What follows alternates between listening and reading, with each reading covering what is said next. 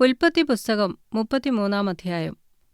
അനന്തരം യാക്കോബ് തല പൊക്കി നോക്കി, ഏശാവും അവനോടുകൂടെ 400 ആളും വരുന്നത് കണ്ടു. തന്റെ മക്കളെ ലേയയുടെ അടുക്കലും റാഹേലിന്റെ അടുക്കലും 2 ദാസിമാരുടെ അടുക്കലും വിഭാഗിച്ചു നിർത്തി.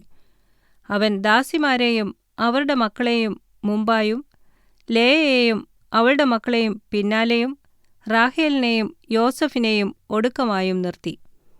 അവൻ അവർക്ക് മുമ്പായി കടന്ന് 7 പ്രാവശ്യം സാഷ്ടാംഗം നമസ്കരിച്ചുകൊണ്ട് തന്റെ സഹോദരനോട് അടുത്തു ചെന്നു. ഏശാവ് ഓടിവന്ന് അവനെ എതിരേറ്റ് ആലിംഗനം ചെയ്തു. അവന്റെ കഴുത്തിൽ വീണ് അവനെ ചുംബിച്ചു. 2 പേരും കരഞ്ഞു. പിന്നെ അവൻ തലപൊക്കി സ്ത്രീകളെയും കുഞ്ഞുങ്ങളെയും കണ്ടു. നിന്നോടു കൂടെയുള്ള ഇവർ ആർ എന്ന് ചോദിച്ചതിന്, ദൈവം അടിയന് നൽകിയിരിക്കുന്ന മക്കൾ എന്നവൻ പറഞ്ഞു. അപ്പോൾ ദാസിമാരും മക്കളും അടുത്തുവന്ന് നമസ്കരിച്ചു.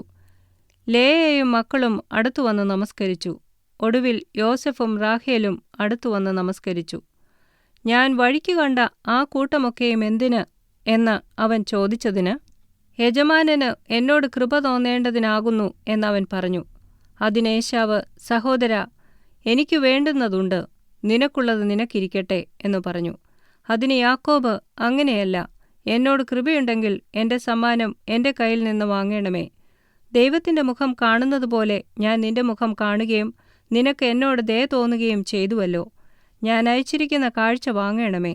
ദൈവം എന്നോട് കൃപ ചെയ്തിരിക്കുന്നു, എനിക്ക് വേണ്ടുവോളമുണ്ട് എന്നു പറഞ്ഞ് അവനെ നിർബന്ധിച്ചു. അങ്ങനെ അവൻ അത് വാങ്ങി. പിന്നെ അവൻ, നാം പ്രയാണം ചെയ്ത് പോക, ഞാൻ നിനക്ക് മുമ്പായി നടക്കാം എന്നു പറഞ്ഞു. അതിന് അവൻ അവനോട്, കുട്ടികൾ നന്നാ ഇളയവർ എന്നും കറവുള്ള ആടുകളും കന്നുകാലികളും കൂടെയുണ്ടെന്നും യജമാനൻ അറിയുന്നുവല്ലോ. അവയെ ഒരു ദിവസം അധികമായി ഓടിച്ചാൽ കൂട്ടമെല്ലാം ചത്തുപോകും.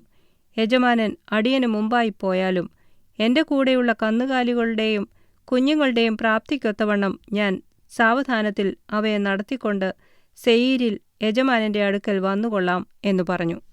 എന്റെ ആളുകളിൽ ചിലരെ ഞാൻ നിന്റെ അടുക്കൽ നിർത്തട്ടെ എന്ന് ഏശാവ് പറഞ്ഞതിന്, എന്തിന്?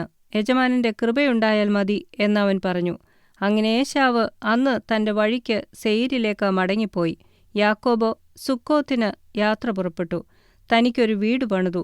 കന്നുകാലിക്കൂട്ടത്തിന് തൊഴുത്തുകളും കെട്ടി. അതുകൊണ്ട് ആ സ്ഥലത്തിന് സുക്കോത്ത് എന്ന് പേർ പറയുന്നു.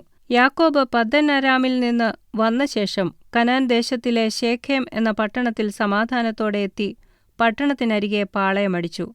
താൻ കൂടാരമടിച്ച നിലം ശേഖേമിന്റെ അപ്പനായ ഹമോരിന്റെ പുത്രന്മാരോട് 100 വെള്ളിക്കാശിനു വാങ്ങി.